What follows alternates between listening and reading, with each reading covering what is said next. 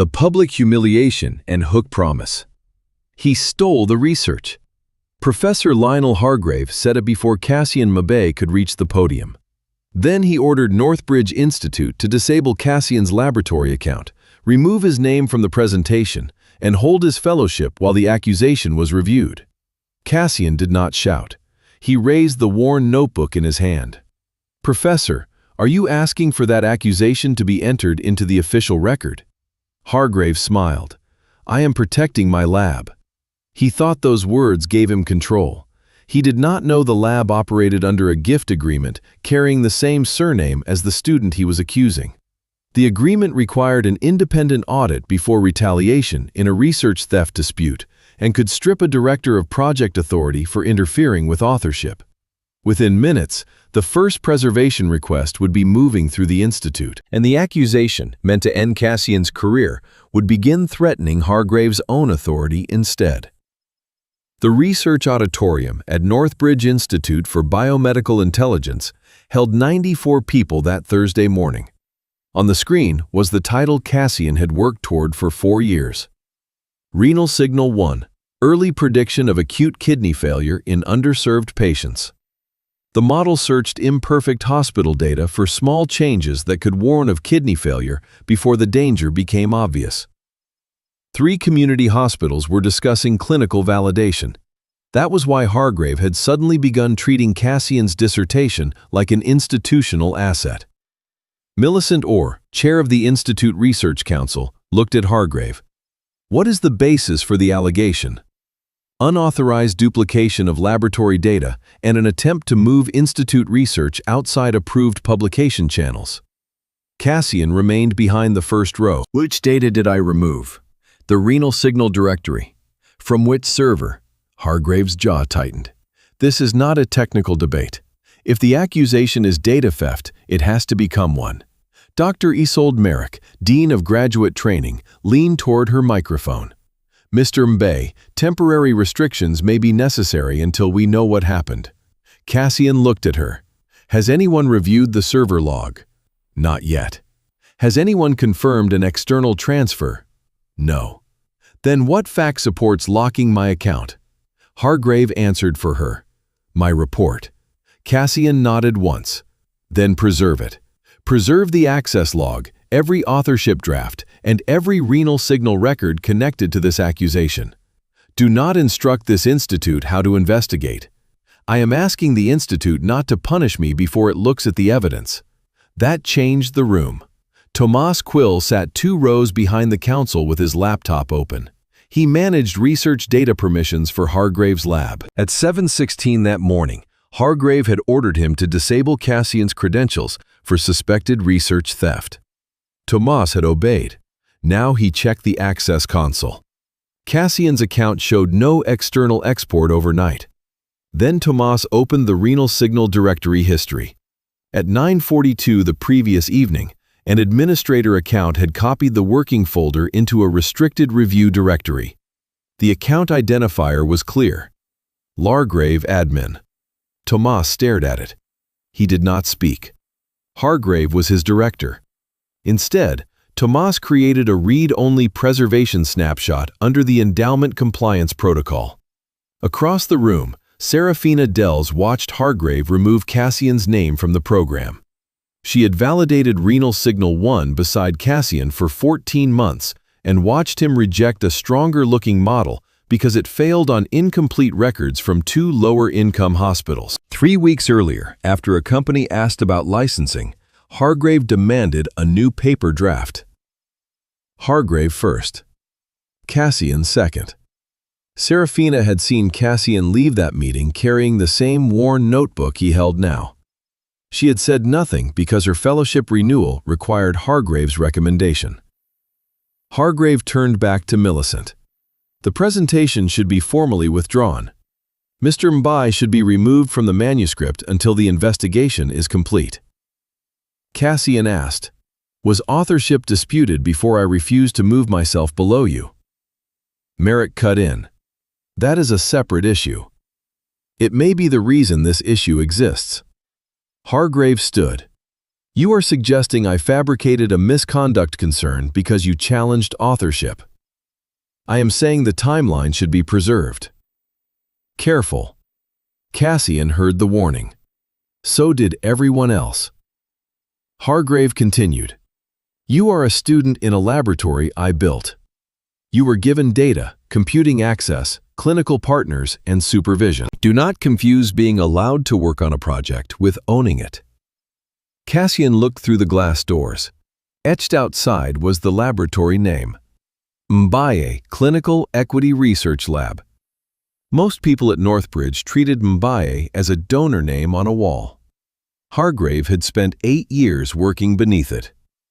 I am not claiming to own the lab, Cassian said. I am claiming my contribution does not become yours because you control the door. Hargrave laughed.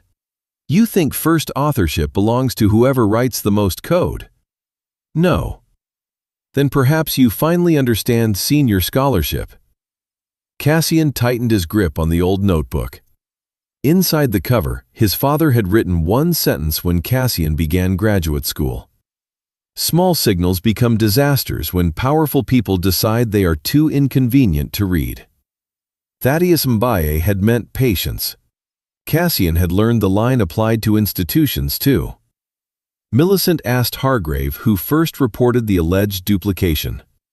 Hargrave paused. A laboratory member. Name? I will not expose staff to retaliation. Thomas felt his stomach tighten. No one had reported a theft to him. Hargrave had ordered the lock before Thomas reviewed a single access record. Millicent turned to Thomas. Has the project data been preserved? Yes. Hargrave looked sharply at him. You were told to disable access. I did. That was the instruction. The endowment protocol also requires preservation once research theft is alleged. Thomas lowered his eyes. He had spoken enough to protect the records, not enough to say what he had already seen. Merrick moved the matter into a private council room. Cassian understood why. No scandal, no public confrontation. But Hargrave had already accused him before visiting researchers and hospital partners. A private hearing could not make public damage disappear. Outside the auditorium, Hargrave stopped Cassian. Give me the notebook. It contains personal notes as well as project notes. It is lab material. Then council can identify what belongs in preservation. Do not make this worse. Cassian looked at him. That depends on what the records say. Hargrave turned to Merrick. His refusal is further evidence. Cassian walked away. His phone vibrated before he reached the bench beneath the laboratory plaque. Northbridge Research Access suspended. A second notice followed. Graduate stipend status, administrative hold pending review. 4 years of work had become 2 automated messages before anyone had verified a theft. Cassian sat alone, hiding his shaking hands beneath the notebook. For 1 minute, he wanted to leave Northbridge entirely. He could call his father. One sentence from Thaddeus Mbaye could change how everyone in the building treated him. That was exactly why Cassian did not call. When he joined Northbridge, Thaddeus had asked the endowment staff to keep their relationship private unless it became legally necessary. Cassian wanted his work judged without anyone wondering whether the surname on the building had carried him into the room. Now that choice hurt. He opened the notebook. Small signals become disasters when powerful people decide they are too inconvenient to read. Cassian closed it again. Then he called the number printed on the Mbaye Clinical Equity Endowment Compliance page. This is Cassian Mbaye, doctoral researcher, Renal Signal 1, Project CE47. What is the issue? My director accused me of research theft. My account and stipend were restricted before the access log was reviewed. The woman's tone changed. Has the Research Council opened a formal matter? They are reconvening now. Do not send research data. I am documenting notice and contacting Endowment Council. Cassian looked toward Council Room 6. Please do not identify my family relationship unless the agreement requires it. A pause.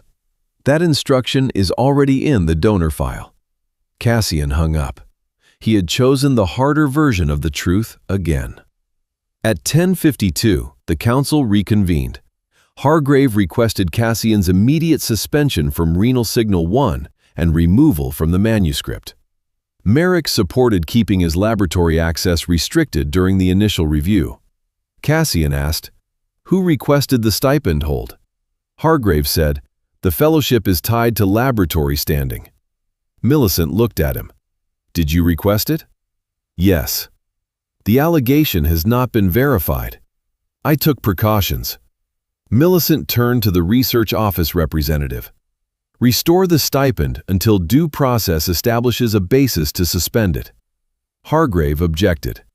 "We are rewarding noncompliance. We are preventing an unverified allegation from becoming financial punishment."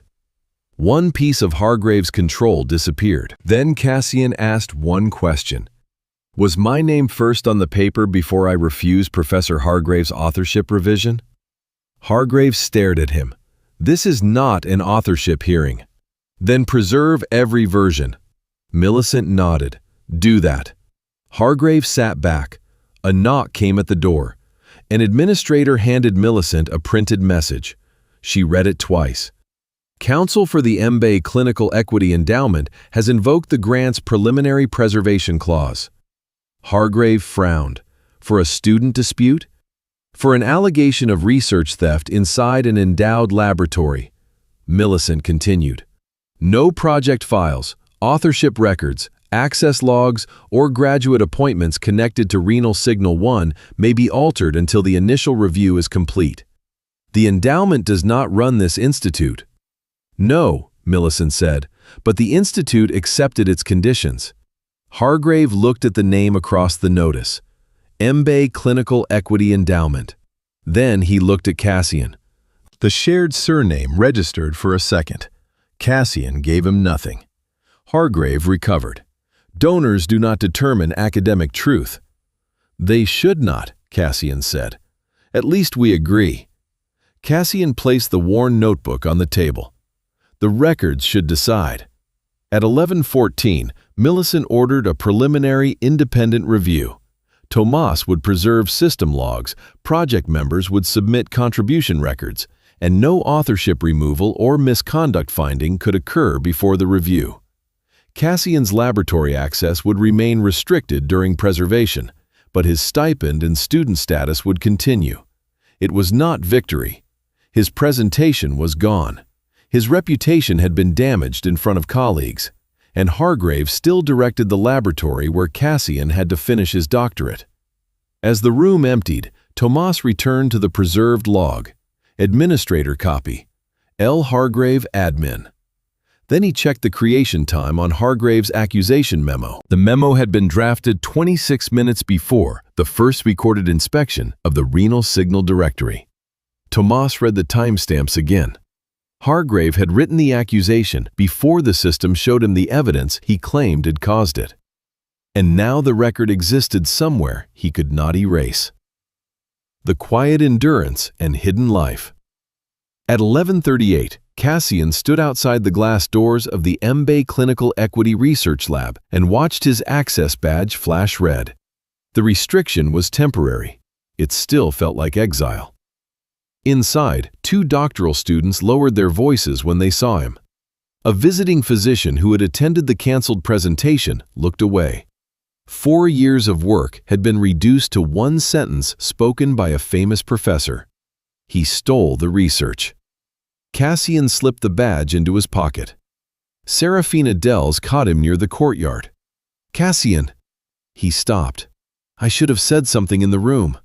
"About what?" "The authorship meeting. I heard Hargrave ask you to put him first." "Write down exactly what you remember. Date, words, who was there. You want me to send it to Millicent?" "Send it through the review process." Serafina looked ashamed. "My fellowship renewal is next month."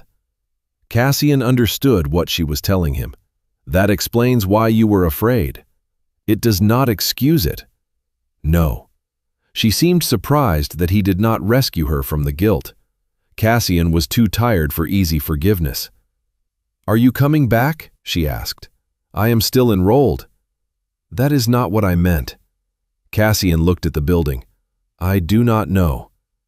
At 12:20, he sat alone in the medical library across campus. His laptop could reach student systems, but every renal signal directory was blocked. No code, no validation files. Only the worn notebook beside him remained physically his. Inside the cover, his father had written one sentence when Cassian began graduate school. Small signals become disasters when powerful people decide they are too inconvenient to read. Thaddeus Mabey had meant patience. Cassian now understood the sentence differently. His phone filled with messages from students who had watched Hargrave accuse him. Some offered support. Others asked what really happened. Cassian answered none of them. He knew the accusation was false. That did not make him calm. A misconduct allegation did not need to survive forever to damage a young scientist. A delayed fellowship, a lost recommendation, or one hospital partner deciding the risk was not worth it could do enough. At 12:47, Adria Selwyn called. "I represent the Mabey Clinical Equity Endowment. I received the compliance notice."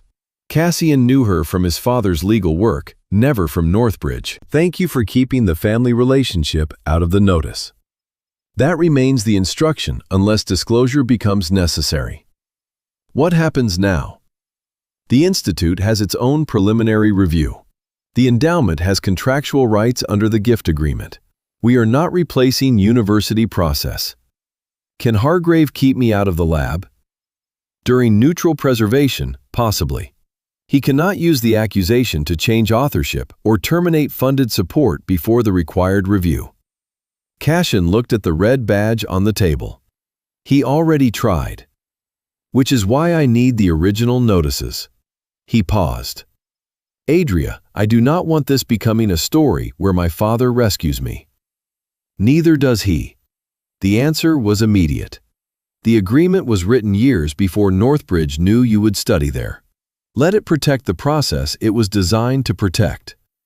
And when people learn who my father is, some will assume things. Cassian said nothing. You cannot control every assumption. You can control whether the evidence is read.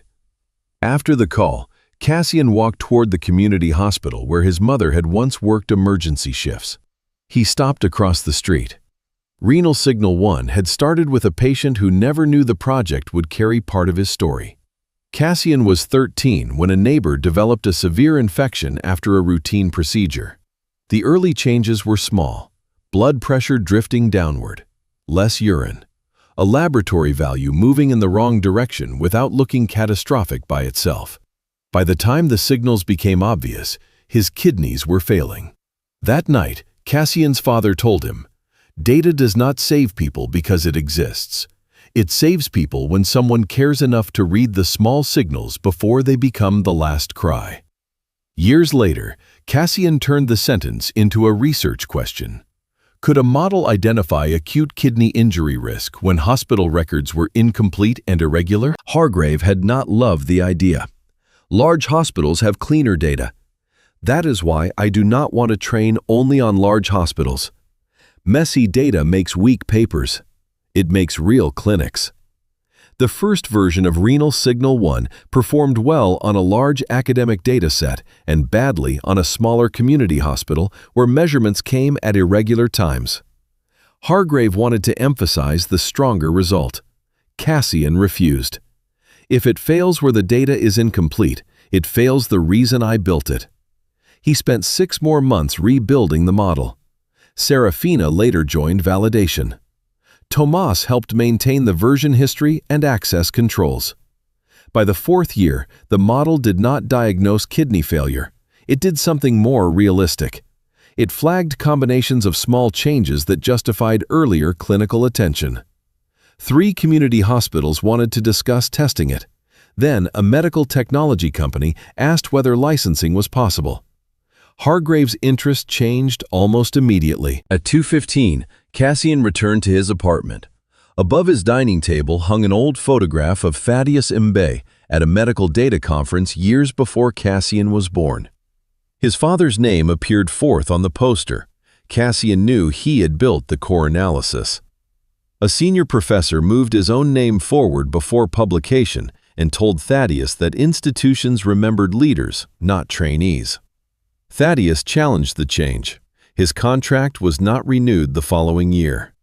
There had been no dramatic confrontation, just closed doors, lost opportunities, and enough humiliation that Thaddeus eventually left academic medicine.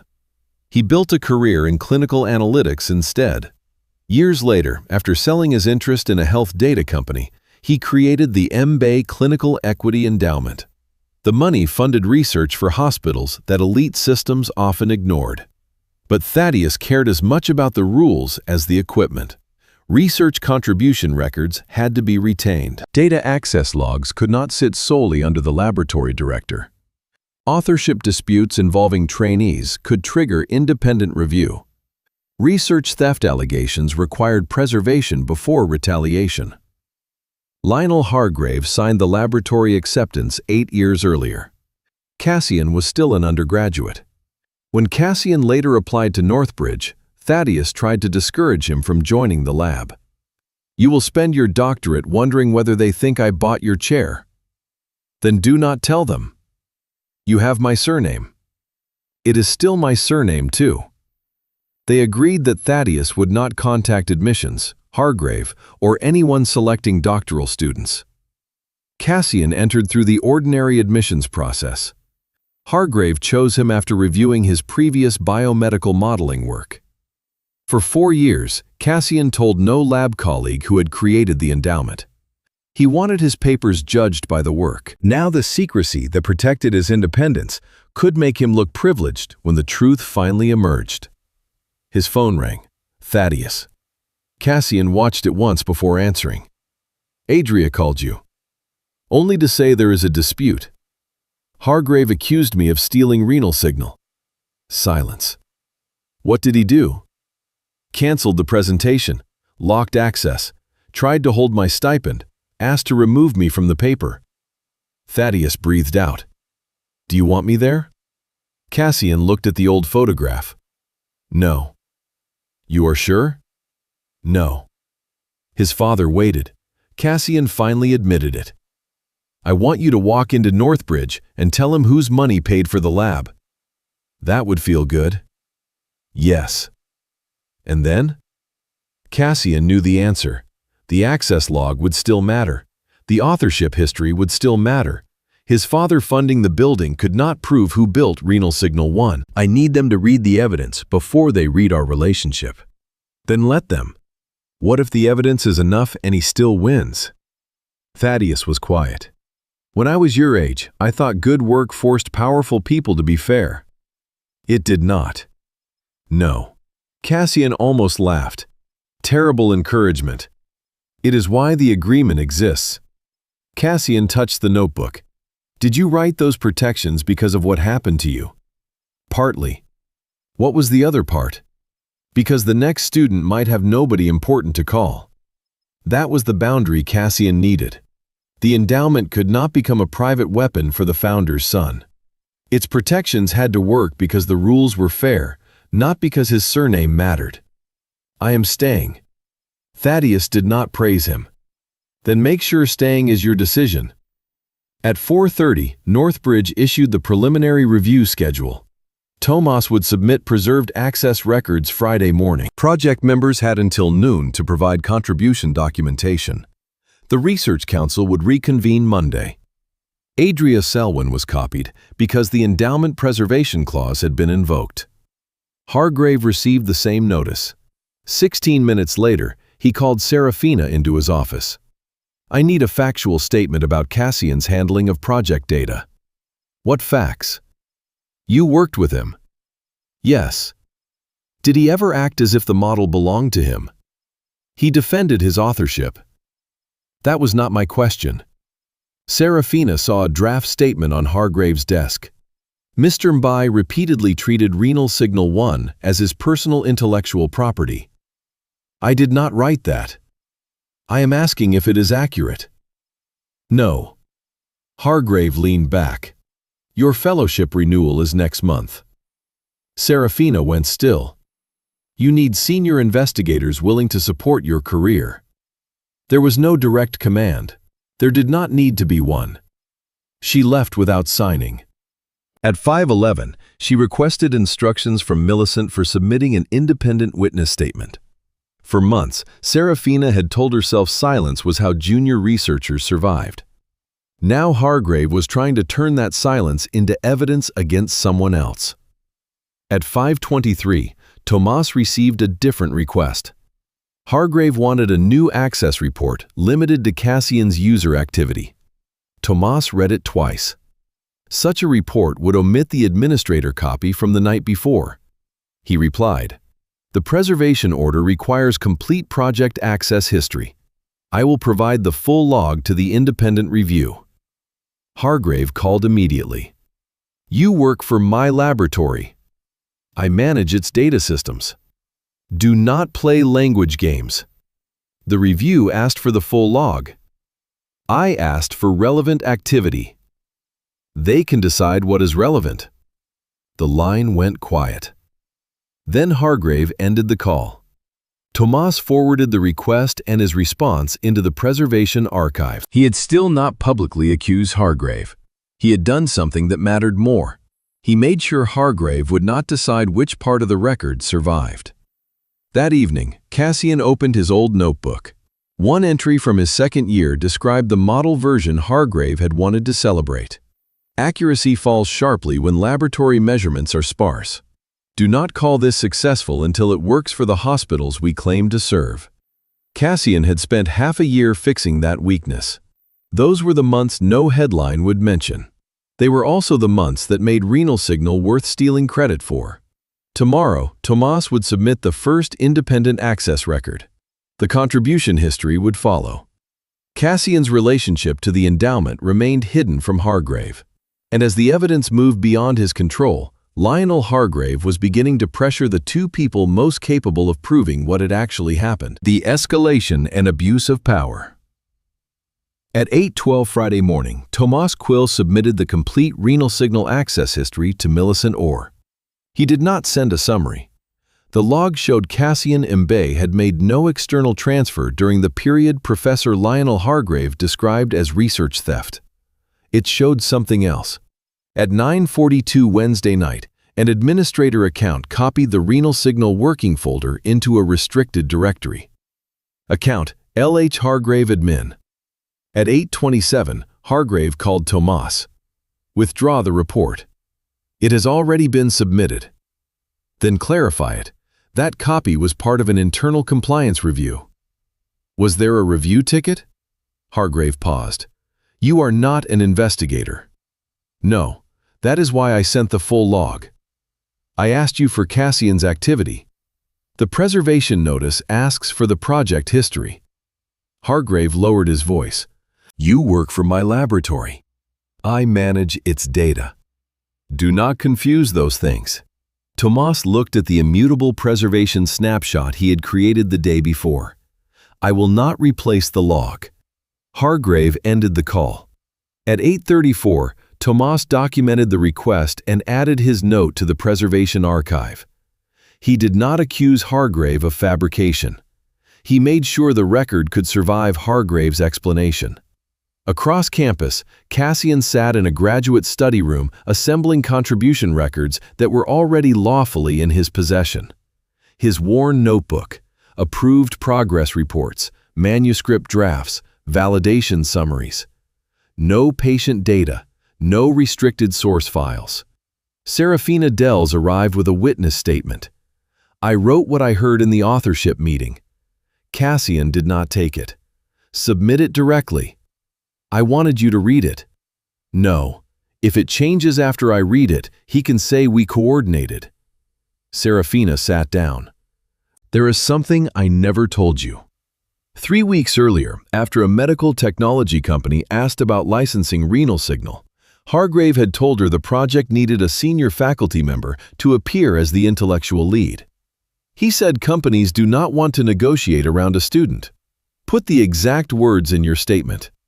"You believe the documents will save you?" Cassian looked at her. "No, I believe they should be read before anybody decides who I am." At 9:15, Hargrave entered Dr. Isolde Merrick's office with a revised misconduct memorandum. The first version focused on alleged unauthorized duplication. The new one added proprietary conduct, resistance to supervision, and authorship insubordination. Merrick stopped at the last phrase. Authorship insubordination is not research misconduct. It establishes motive. For stealing data? For treating renal signal as his personal property. You told the council this started with a suspicious transfer. The concern is broader. Merrick set the memorandum down. Then why is it broader only after the access log was preserved? Hargrave's face tightened. I was protecting the laboratory. Merrick had accepted that answer the day before. Now it sounded incomplete. When did you first suspect theft? Wednesday evening. Before or after you copied the project folder? I do not remember the exact minute. The log will. He left the revised memorandum on her desk. At 9:40, Cassian received another notice. Hargrave wanted him barred from direct contact with the 3 community hospitals helping validate renal signal until the misconduct question was resolved. If approved, Cassian would lose access not only to the lab, but to the clinical work needed for his dissertation. He called Millicent. Is this active? No. Will it be? I am reviewing it. He is trying to remove me from my own validation. I know what the request does. Cassian stopped. Millicent continued. Until I issue a temporary plan, do not contact the hospitals about the dispute. I do not want either side influencing outside witnesses. How long? This afternoon. Cassian hated the restriction. He followed it. Hargrave was using procedure as a wall. Cassian would not help him turn disobedience into evidence. At 10:18, Adria Selwyn formally requested the original gift agreement establishing the MBA Clinical Equity Research Lab. She also requested records showing who authorized the attempted stipend hold, the proposed authorship change, and any restriction placed on Cassian before the initial log review. Hargrave was copied. 4 minutes later, he called Merrick. Why does Donor Council need an 8-year-old agreement? Because the endowment invoked its contractual review rights. The donor does not control academic decisions. No one said it does. Merrick opened the old acceptance agreement. The final page carried 2 signatures. Lionel Hargrave, Thaddeus Imbe. She had seen the donor name for years without thinking about the student now sitting outside his own lab. She did not draw a conclusion, but the shared surname no longer felt invisible.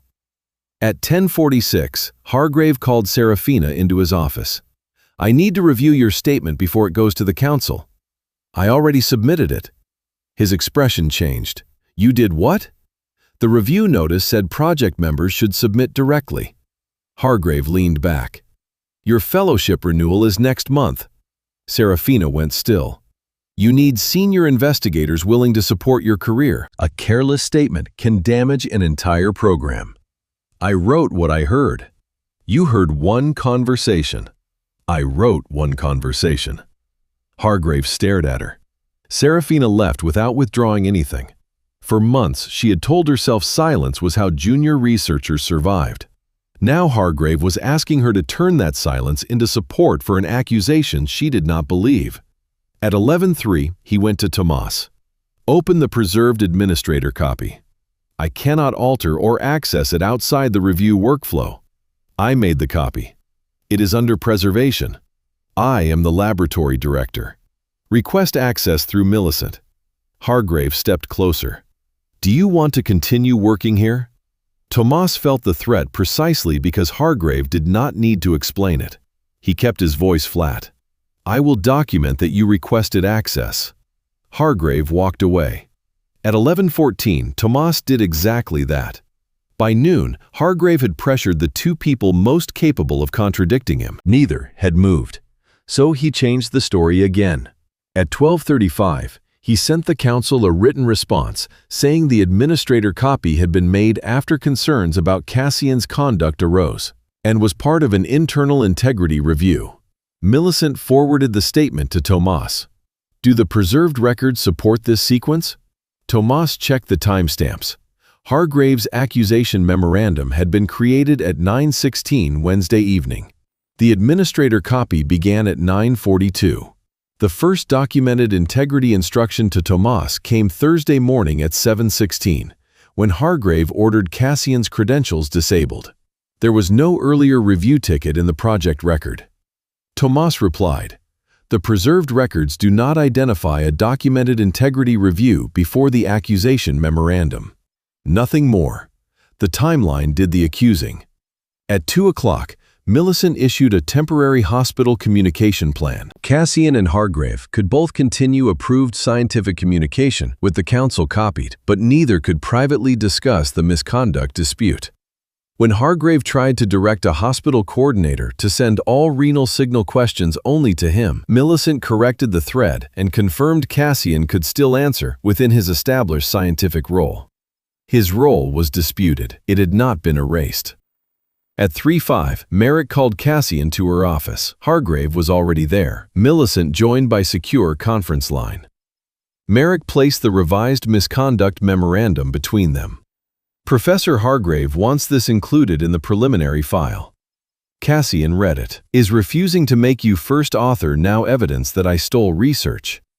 Hargrave answered, "It shows you believe the project belonged to you."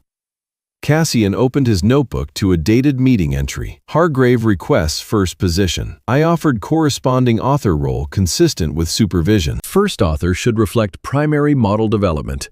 Hargrave barely looked. "Private notes prove nothing." "Then do not use the disagreement as proof of theft," Millicent interrupted. "The preliminary review is not deciding final authorship today. It is deciding whether the theft allegation has a factual basis and whether punitive action happened before verification." Merrick looked at Hargrave. "Did you request first authorship before the alleged theft?" "We discussed presentation strategy." "Did you ask to be first author?" Hargrave hesitated. "Yes." Merrick wrote it down. The accusation now had something beside it that had not been there when Hargrave spoke in the auditorium: a documented conflict over credit. At 4:11, Serafina's statement entered the official file. She confirmed Hargrave had sought first authorship after commercial interest increased. She also disclosed that she had stayed quiet because she feared for her fellowship renewal. Then she described Hargrave reminding her of that renewal while asking to review her statement. Merrick called her. "Did he explicitly threaten to terminate the fellowship?" "No." "Then why include it?" "Because he mentioned my future while asking me to support his version." Merrick was silent. Serafina continued. "I kept telling myself nothing was serious enough to report. Then Cassian lost access before anyone read the log." That sentence stayed with Merrick. Moving the accusation into a private room had felt like protecting the Institute. Instead, the Institute had almost allowed Hargrave's reputation to become a substitute for verification. At 4:40, graduate training notified the council that it would not support additional penalties against Cassian without independent findings. Hargrave called Merrick. "You are taking his side." "I had less information yesterday." "So one frightened student's statement changes everything?" "No, the timeline changes everything." At 5:13, Adria confirmed she would attend Monday's review with the original signed gift agreement and the endowment compliance file. Hargrave objected in writing that donor council had no authority over academic judgment. Adria answered, "The endowment is not asserting authority over academic judgment. It is asserting the review rights Northbridge and you accepted." The signature page was attached. Lionel Hargrave, Thaddeus Mbai. Hargrave opened the endowment website. Thaddeus Mbai appeared as its founder, a black physician scientist who had built a second career in clinical analytics after leaving academic medicine. Hargrave looked through his office glass toward the laboratory entrance. Mbai Clinical Equity Research Lab. Then he opened Cassian's doctoral record. There was no donor note, no special appointment, nothing explaining the surname. For the first time, Hargrave wondered whether he had missed something larger than an authorship dispute. He sent Adria a conflict disclosure request. Her answer came before 6. Any relevant relationship will be addressed at the appropriate stage. It does not alter Northbridge's duty to preserve evidence and review retaliation. Hargrave read the reply twice. Then he made the decision that pushed the case past anything he could call ordinary supervision. The current renal signal manuscript was already covered by the preservation notice. At 6:11, Hargrave opened it. He moved Lionel Hargrave to first author. Serafina Dells remained second. Cassian Bay was moved to acknowledgments with a note that his contribution was subject to misconduct review. At 6:14, the document system created a new preserved version automatically. Hargrave closed the file.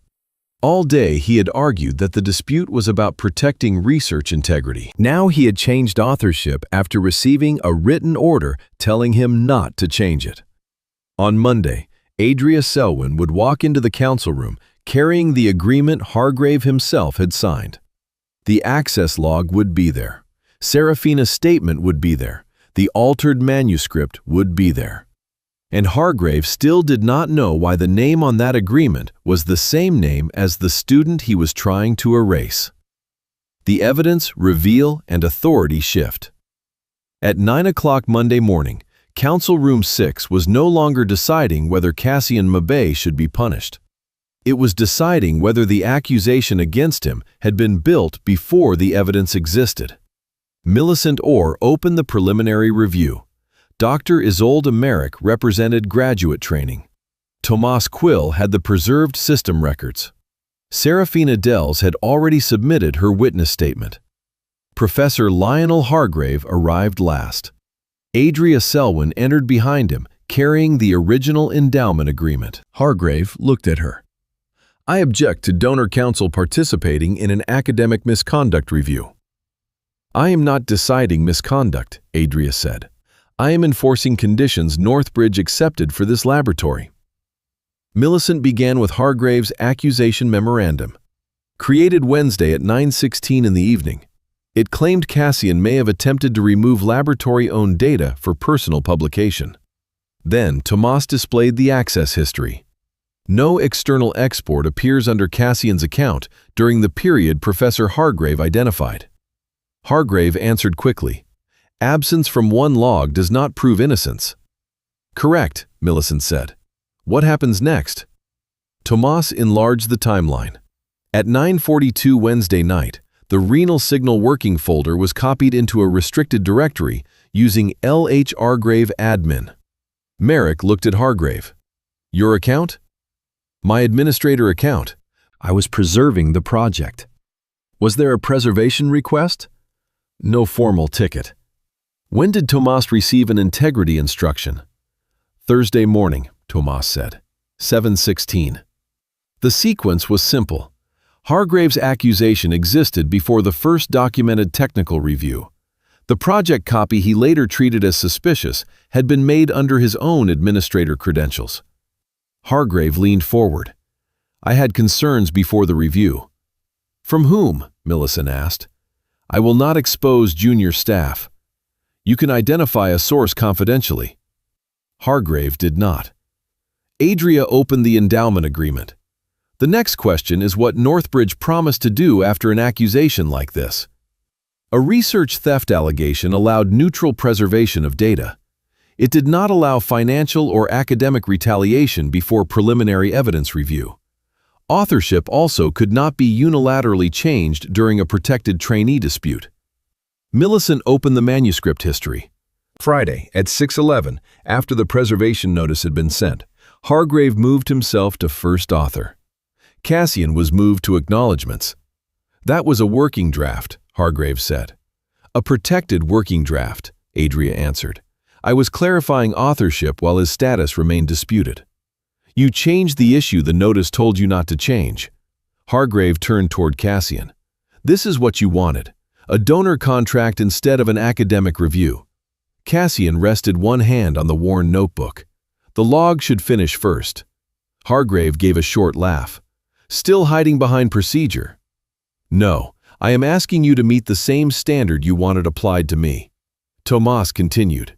The repository history showed renal signal created under Cassian's project credentials 4 years earlier. Version records showed years of model development under his account.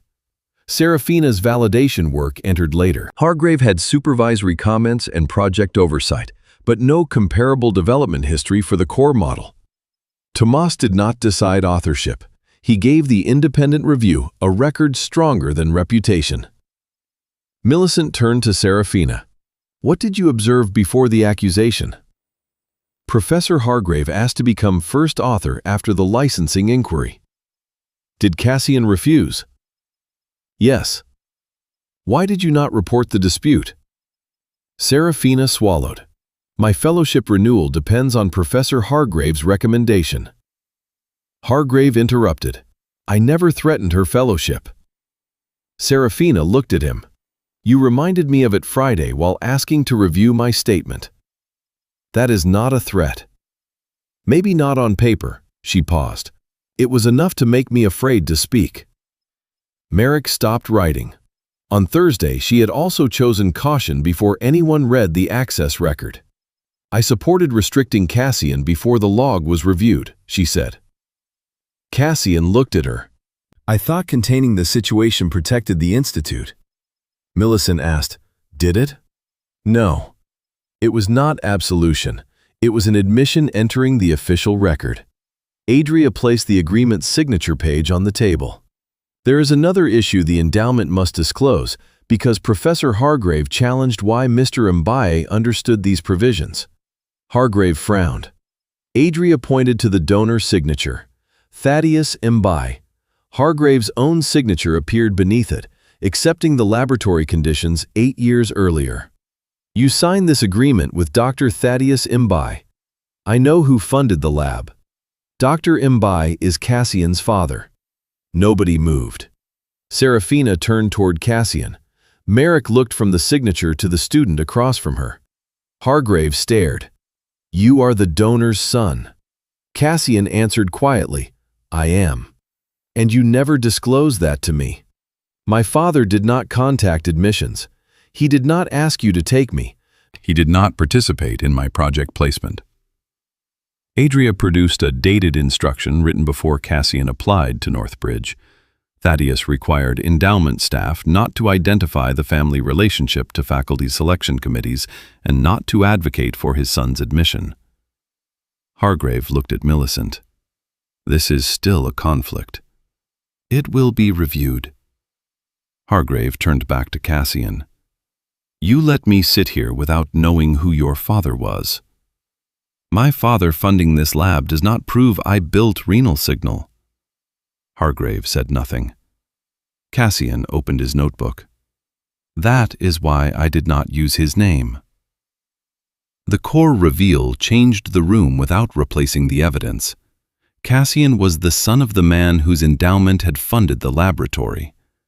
But the protections now constraining Hargrave were written years before Cassian joined Northbridge, after Thaddeus Mbaye had lost credit for his own academic work. The relationship explained why Cassian knew the rules. The research logs still had to prove the work. Millicent returned to them. The manuscript history showed Cassian listed first across multiple drafts before commercial interest increased. 3 weeks before the accusation, Hargrave proposed moving himself first. Cassian objected in a dated meeting. Serafina witnessed it. Then Hargrave changed the manuscript again Friday, while authorship was frozen. Millicent asked, why? I am the principal investigator. I am responsible for scientific direction. Why change it after the preservation order? A manuscript cannot be frozen whenever a graduate student becomes difficult. Merrick looked up. Difficult? Hargrave corrected himself. Disputed. The word did not repair what he had revealed. Millicent summarized the established record. No external transfer by Cassian had been identified in the period Hargrave cited. Hargrave's administrator account made the project copy. His accusation memo predated any documented technical review. An authorship dispute existed before the accusation. He altered authorship after being ordered not to. Hargrave pushed back from the table. You are treating uncertainty as guilt. No, Millicent said. We are treating it as grounds for independent investigation. She ordered Cassian's research access restored under data protection controls. His fellowship remained active. His approved hospital validation role continued. Renal signal authorship would return to the last uncontested version and remain frozen until an independent contribution review finished. Then Adria turned to the interim authority clause. The endowment agreement allows temporary suspension of a laboratory director's authority over endowed projects when there is credible evidence of retaliation or interference with protected review.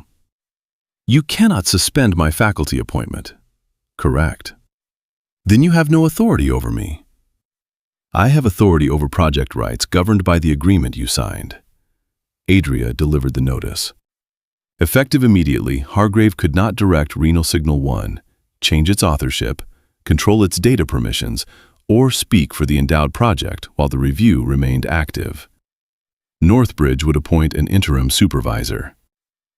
It was the first actual loss of authority. Hargrave looked at Cassian. This is what your father bought you. Cassian's hand tightened around the notebook. If these rules only protect me, then they failed. Hargrave shook his head. You expect anyone to believe you would be sitting here without that surname? Adria answered. The preservation clause protected him before this council knew the relationship. Millicent added one more decision. The donor relationship will also be reviewed. Admissions, funding, placement, and authorship influence. Cassian nodded. Hargrave looked surprised. You agree to that? Yes. Cassian did not want a process that protected the donor's son from scrutiny. He wanted one that could survive scrutiny and still protect the next student with nobody important to call.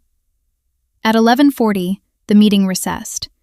Cassian walked to the laboratory doors and used his restored badge. Green. Inside, Renal Signal 1 remained frozen against unauthorized changes. He did not celebrate. His reputation had already been damaged before visiting researchers and hospital partners. A working badge did not erase that. Across the hall, Hargrave filed a written objection. He claimed the endowment process had been manipulated through Cassian's undisclosed family connection, and argued that his Friday authorship change was necessary to protect Northbridge intellectual property. Millicent forwarded the objection to Independent Research Integrity Council. Tomas attached the preserved document history showing Hargrave changed authorship from his account after receiving the preservation notice. Hargrave had supplied his own explanation. Now the review had it beside the timestamp. At 1:30, Millicent authorized a limited look-back at prior authorship disputes in Hargrave's lab. The first responses arrived that afternoon. A former international doctoral student said Hargrave had threatened to withdraw a recommendation after she disputed author order. A former postdoctoral researcher supplied an old manuscript comparison, showing his name moved forward after internal review. Neither claim was yet a finding. They changed the scope. This might not be one conflict between one professor and one student. At 3:40, Hargrave called the look-back donor-driven retaliation. Merrick read his statement, then looked at Cassian. Your father could have called the institute president on Thursday. He did not. You could have told us who he was. I could have. Why did you not? Cassian glanced at the notebook. Because if you only read the log after you knew my father mattered, then the rule did not protect me. His name did. Merrick had no answer. At 5:20, Tomas received confirmation that an outside forensic copy of the relevant access and manuscript records was complete. The evidence no longer depended on infrastructure Hargrave had once controlled. Serafina stood beside him. Do you think he knew the log would show his account? He knew enough to ask me to narrow it.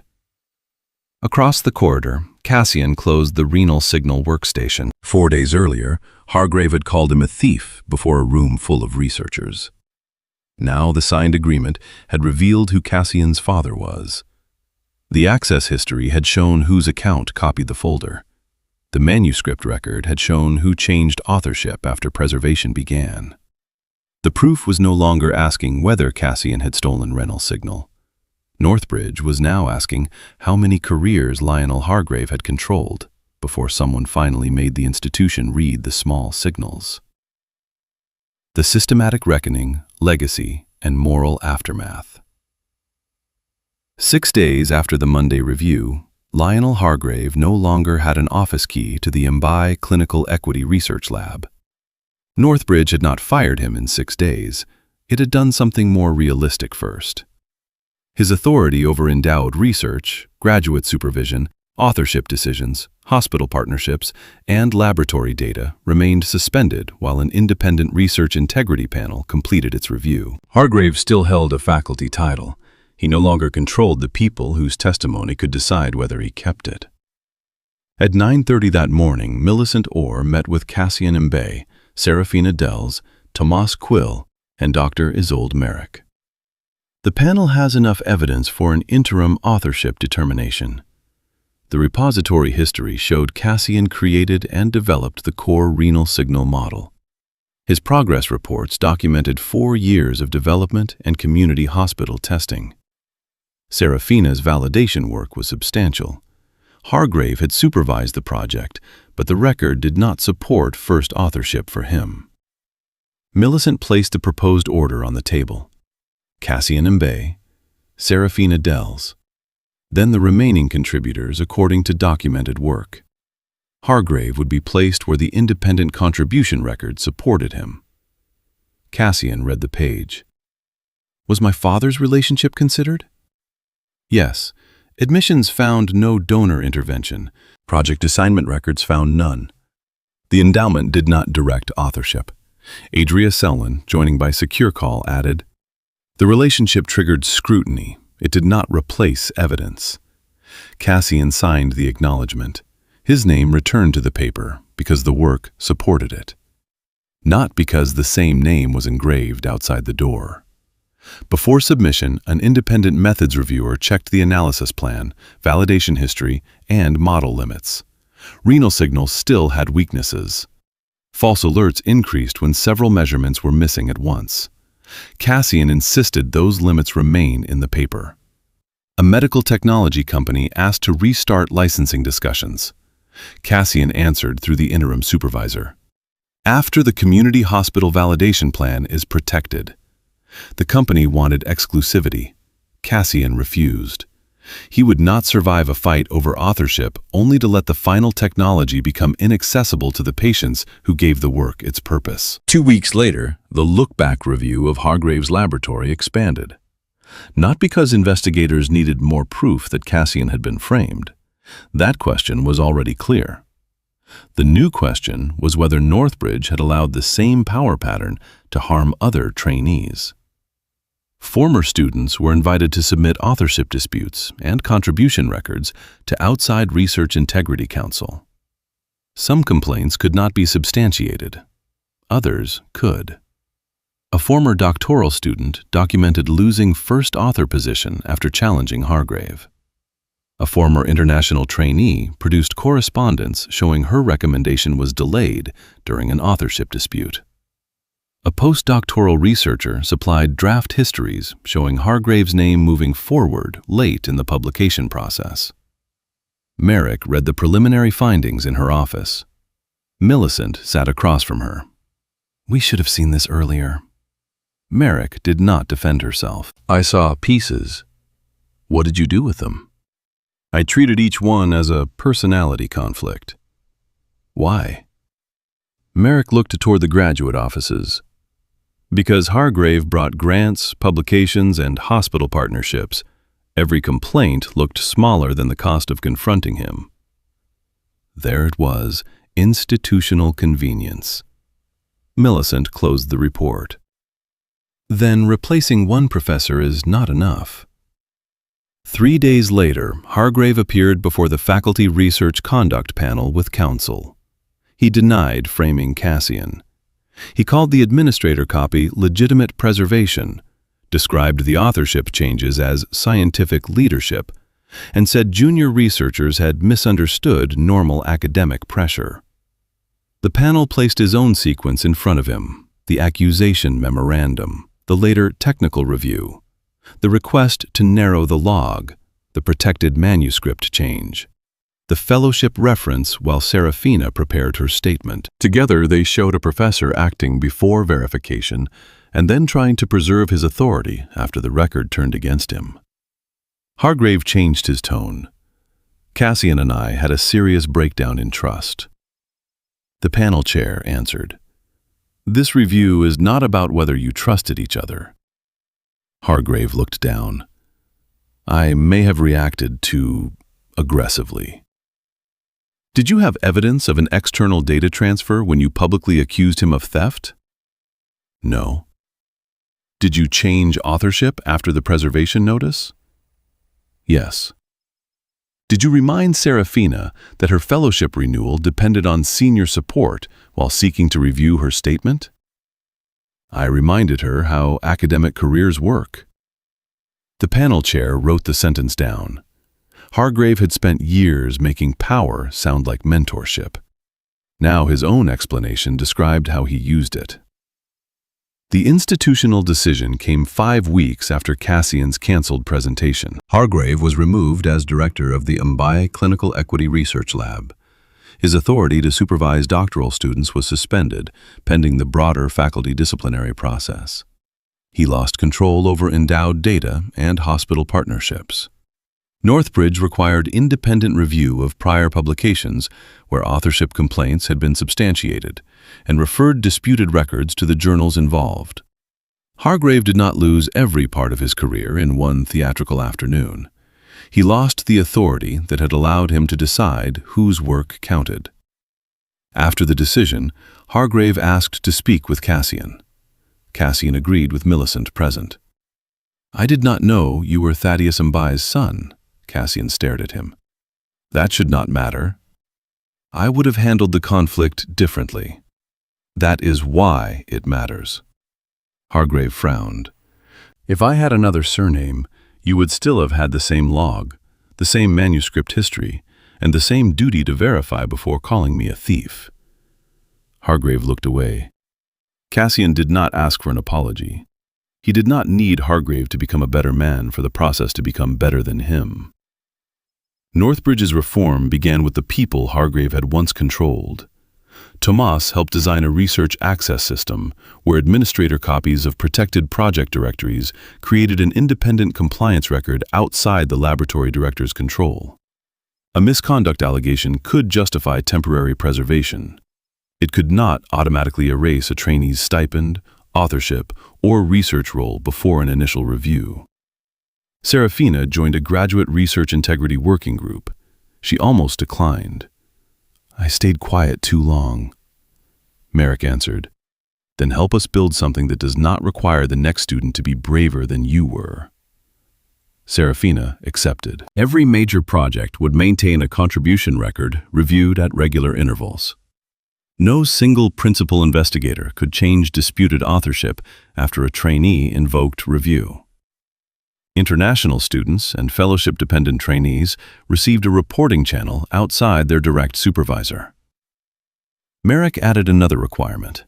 When a research director requested academic or financial restrictions against a trainee during a credit dispute, graduate training had to document the factual basis separately instead of adopting the director's recommendation. She signed the policy herself. It did not erase Thursday morning. It made her responsible for what Northbridge learned from it. Cassian then asked Adria for one change to the endowment agreement.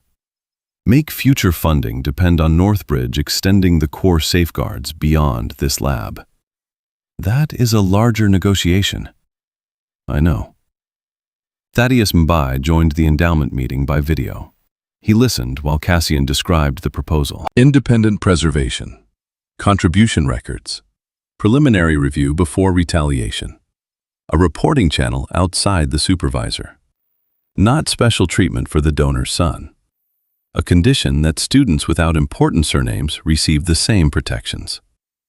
Thaddeus asked, "Do you know what that may cost the endowment?" "Yes. Northbridge may refuse part of it." Then we negotiate. 2 months later, the endowment and Northbridge signed an amendment. Future funding increases depended on institute-wide adoption of the core research integrity safeguards. Northbridge accepted.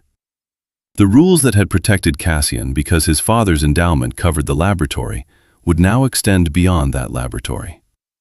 That was the outcome Cassian cared about most. Not that the MBA name had power, that another student would not need it.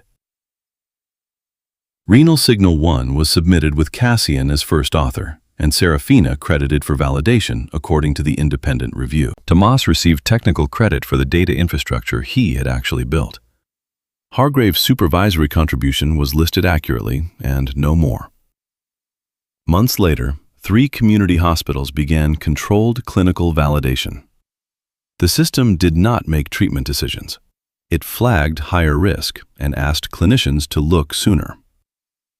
1 year after the accusation, Cassian stood behind glass at the Newark Community Hospital where part of the validation was running. His father stood beside him. A nurse reviewed an alert on an older patient recovering from infection. The signal was not dramatic. Blood pressure had drifted. Urine output had fallen. A laboratory value had moved only slightly. The care team reassessed the patient, adjusted medication, and increased monitoring before the pattern became a crisis. Cassian did not claim renal signal had saved a life from one case. He knew it had done what he built it to do. It had made small signals harder to ignore. Thaddeus looked at the screen. "When you were 13, I thought you were barely listening to me." Cassian smiled. "I was 13. "That is not a denial." Cassian opened the worn notebook.